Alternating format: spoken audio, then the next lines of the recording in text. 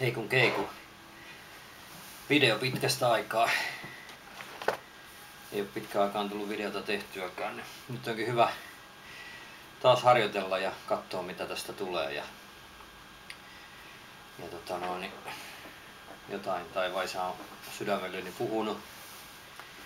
No lähinnä puhunut henkilökohtaisesti omaa elämää ja varsinkin tänä aamuna niin mietti paljon tätä rakkautta ja sitä kun Jumala on rakkaus ja hän on isä ja rakastaa ja sitten kuinka tavallaan haasteita ja vaikeutta on tavallaan ottaa vastaan sitä Jumalan rakkautta. Ja helposti itsellä on ollut silleen, että kun on tunnemaailma rikki ja tunteet ei pysty ottaa vastaan sitä rakkautta ja hakee semmoista ikään kuin rakkauden kokemusta ja kokemista tänne tunnemaailmaan, mikä nyt ihan luonnollista sinänsä, eikä se mitään nyt siinä mielessä nyt ole hirveästi huonoa ja väärää, mutta siinä on semmoisia muutamia pikku ongelmajuttuja, jos vaan hakee sitä pelkästään sitä tunnemaailmaa, sitä rakkauden kokemista tai kokemusta ja sitten, että siitä tulisi jonkinlainen totuus mun elämään siitä, että mä olen rakastettu nyt kun mä tunnen, että mä olen rakastettu. Mutta silloinhan se olisi vaan pelkästään tunnemaailman pohjalla se rakkauden kokeminen ja se kuitenkin olisi aika tavallaan, se ei olisi niin kestävä se perusta siihen rakkaudelle. Eikä se rakkauden kokeminen, se Jumalan rakkauden osoitus ja se, että hän rakastaa minua, se on paljon syvemmällä minussa kuin pelkästään se tunnekokemus. Että vaikka mä en tuntisikaan tai kykenisi tunnemaailmassani tuntemaan tai vastaanottamaan tai kokemaan Isän Jumalan rakkautta mun tunnemaailmassa, niin siitä huolimatta mä olen rakastettu iankaikkisella rakkaudella.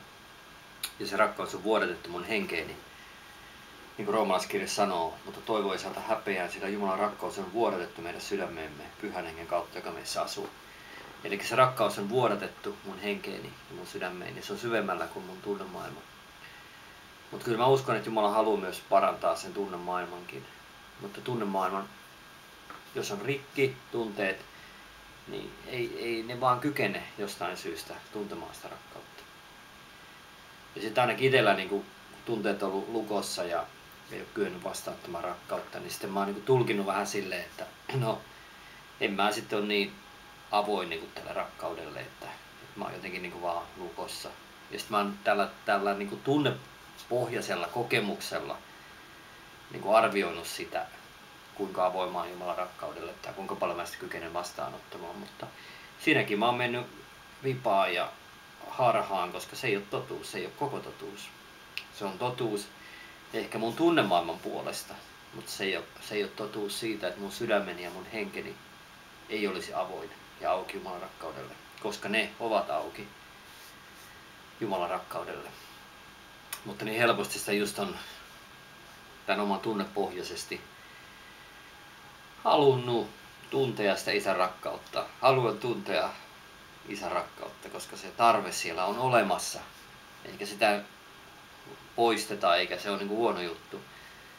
Että kyllä se varmasti Isä haluaa sitä tarvetta myös täyttää, mutta ehkä siinä voi olla semmoinen juttu, että miten se tapahtuu, niin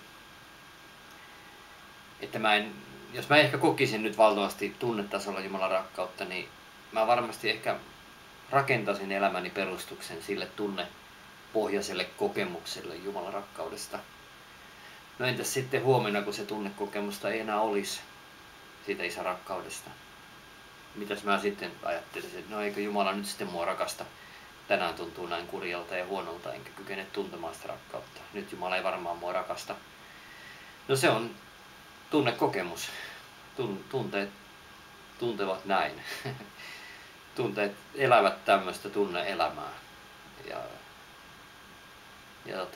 Mutta se syvempi perusta on kuitenkin siellä, että Isä Jumala rakastaa minua ja meitä jokaista vaikka me emme tuntisi sitä tai emme jostain syystä kykenisi sitä tuntemaan ja kokemaan.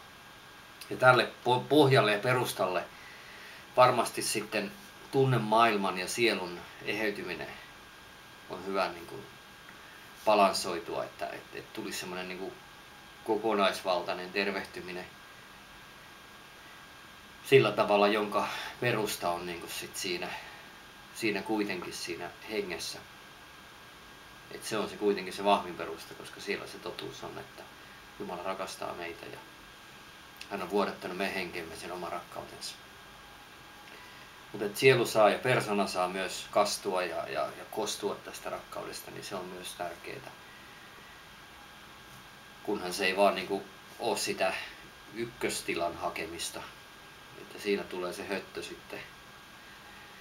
sitten. Täytyy vaan muistaa, että silloin kun ei tunne rakkautta, että pohja ja perusta on kuitenkin se, mitä Jumala Isä sanoo sanassaan ja että mä olen rakastettu ja mä olen uudessyntynyt hänen lapsensa ja hän rakastaa ehdottomasti. Se on totuus ja voi kietoa käteni itseni ympärille ja sanoa, että Isä, kiitos, että nämä kädet on sun kädet sun rakkaan poikas ympärillä ja jokaisen kuulijan ympärillä. Että jokainen voi tuntea ja kokea, että on rakastettu, vaikkei siltä tuntuskaan. Ja se on totuus. Ja mä uskon, että sitten tämä rakkauden vaikutus, kun meidät on tuotu tähän, Jeesus toi meidät tähän rakkauden syliin ja paikkaan Isän edessä, niin tämä rakkaus tekee koko ajan työtä meidän sydämessä ja sielussa ja meidän koko kropassa ja mielessä. Ja tapahtuu koko ajan tätä parantumista ja tervehtymistä. Mun ystävä, mä pyysin tätä ystävääni, mä nyt sanon hänen nimensä, hän ehkä jos hän katsoo tämän videon, niin voi löytää sitten ja ajatella, no minä se olen. Hyvä juttu. Niin pyysin häneltä tällaista puusta sahattua tämmöistä palikkaa, kiekkoa, koska joku viisas oli sanonut, että kun puussa on nämä ikävuodet, tai menee nämä, tästä voi laskea kuinka vanha tämä puu on ollut. Ja sitten joku viisas on sanonut vielä, että tästä vuosirenkaasta voi nähdä sen, että minkälainen vuosi itse asiassa tällä puulla on ollut. Että kuinka tasainen tämä on tai onko siellä tämmöisiä heittoja. Jos siellä olisi semmoisia pahoja heittoja, niin sitten sen puun kasvuvuodessa olisi tapahtunut jotain häiriöitä. No nämä viirut ei vielä siinä vaiheessa ollut tässä, kun mä sain tämän. Ja hän pyyski poraamaan ton reiän tuohon keskelle, niin että se ei niinku halkeile liian pahasti. Mutta taivaisa puhuu tästä mulle, että meilläkin on tää elämän puu ja kaari ja nämä vuodet. Tavallaan, että jos mä nyt elän leikisti täällä, tää kuvaisi leikisti mun omaa elämää. Ja mä eläisin nyt tietysti tässä ikävuodessa tätä viimeisintä kaarta täällä. Mutta sitten täällä on mun elämän syntymähetki tässä. Ja täällä on nämä vuodet. Ja jos mun niinku kehitys elämässä on tapahtunut täällä varhaislapsuudessa näitä tämmöisiä, että tää vuosirengas on niinku vähän niinku saanut siipeensä. Et silloin niitä vaurioita kehityshäiriössä. Niin Jumalan rakkaus voi niinku mennä tänne mun elämäni ja sun elämän vuosirenkaisiin ja vuodattaa sinne omaa rakkauden läsnäoloaan ja tuoda sinne tervehtymistä ja parantumista. Ja se on ihmeellistä, että voi olla, että se vääristymä, mikä täällä on varhaislapsuudessa ollut jossain tässä vuosirenkaassa, että se ei ole niin tasainen. Niin ei se oikeene välttämättä ihan tasaiseksi näin, mutta sinne virtaa se Jumalan parantava rakkaus. Ja se on täyttänyt sen vuosirenkaan. En tiedä miten se sitten tapahtuu, mutta se on Isän kädessä. Mutta näin mä sen näin itse myöskin ja Isä rohkaisi mua tämän kautta. Ja siinä vaiheessa kun mä sain tän ja näitä ei ollut vielä, tuli nämä halkeamat vasta muutamien päivien kuluessa, kun tää vähän niinku tavallaan tää jotenkin kuivutaan jotenkin. Oli näin. Mä en tiedä, onko näillä halkeamilla jotain merkitystä ja niin mä jotenkin itse sain semmoista rohkaisua, että voi olla, että meidän elämässä voi tulla ja olla tämmöisiä halkeamia. Ja se halkeama voi niin kuin mennä monen vuosirenkaan lävite, niin kuin tämäkin halkeama. Se menee monen vuosirenkaan lävite. Ja siitä näkee jopa läpite.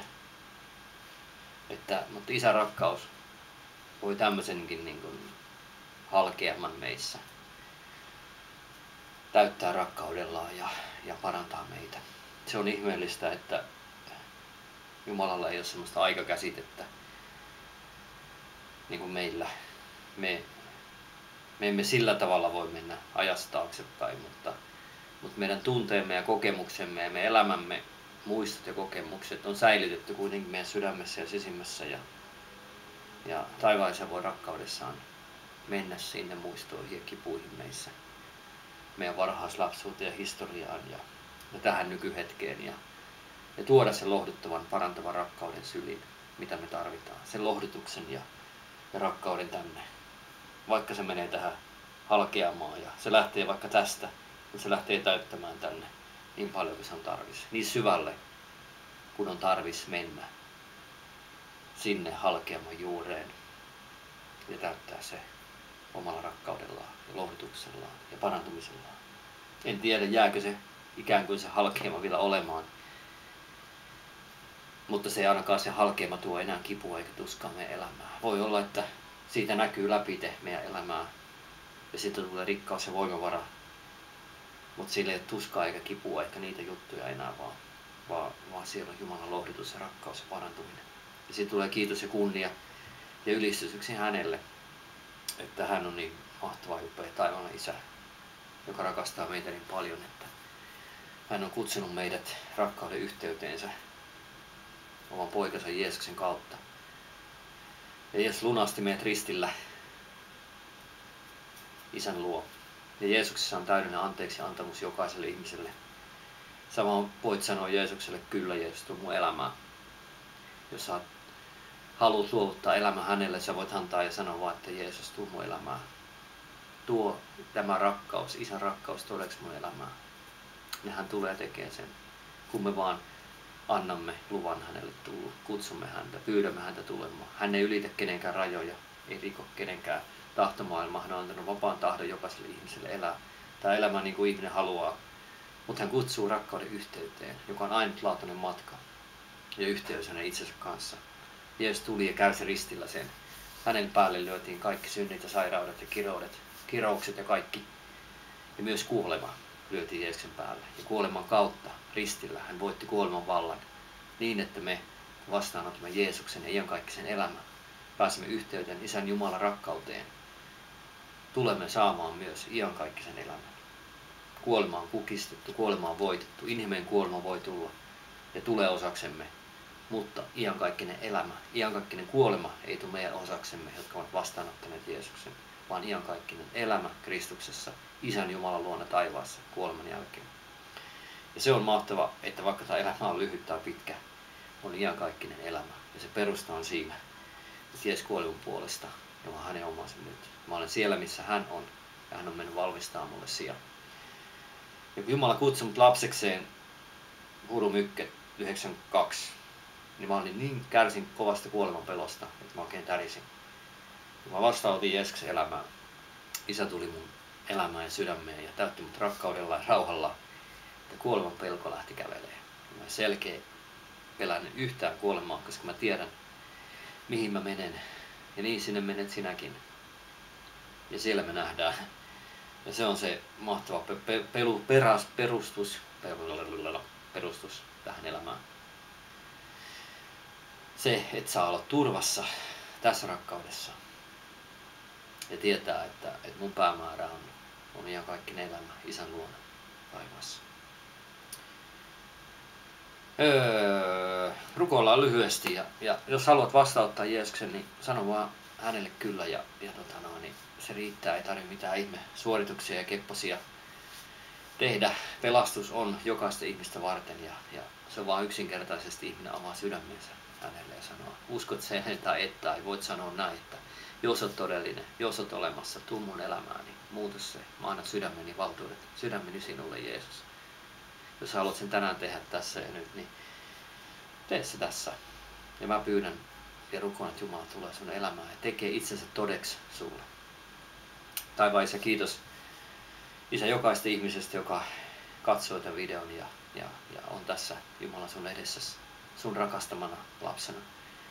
Isä, rukoilen, että jos joku haluaa tässä hetkessä avata sydämensä sinulle ja sun rakkaudelle, niin mä pyydän, että sä tuut hänen elämäänsä, teet itsesi ja rakkautesi todeksi hänen elämässään.